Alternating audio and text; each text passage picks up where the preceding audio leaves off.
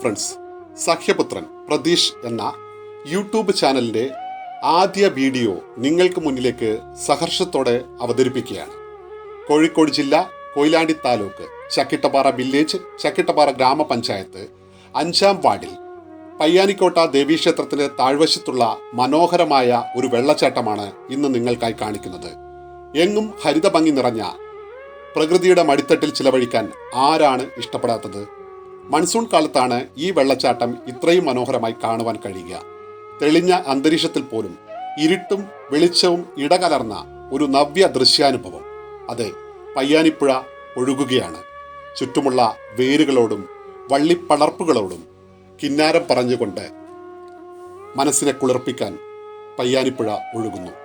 ഈ തീരത്ത് എത്തുവാൻ കോഴിക്കോട് ടൗണിൽ നിന്ന് 62 കിലോമീറ്റർ ദൂരം സഞ്ചരിക്കണം. വഴി Kozhikode, Perambra, Peruvannamuzhi, Muthukad, Udayanagar, 4-ാം block.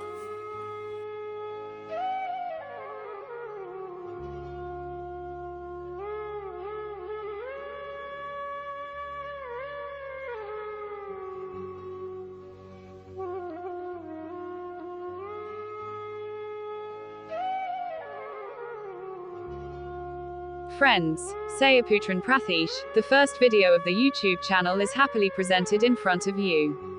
Kozhikode District, Koyilandi Thaluk, Chakkittapara Village, Chakkittapara Grama Panchayat, 5th Ward, near Payyani Devi Temple.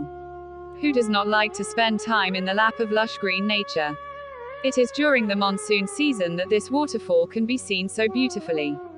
Yes, the Payyani river flows to cool the mind by playing the harp to the surrounding roots and shrubs. To reach this beach, one has to travel a distance of 62 kilometers from Kozhikode town. Route Kozhikode, Perambra, Peruvannamozhi, Janakikadu, Adayanagar, 4th block.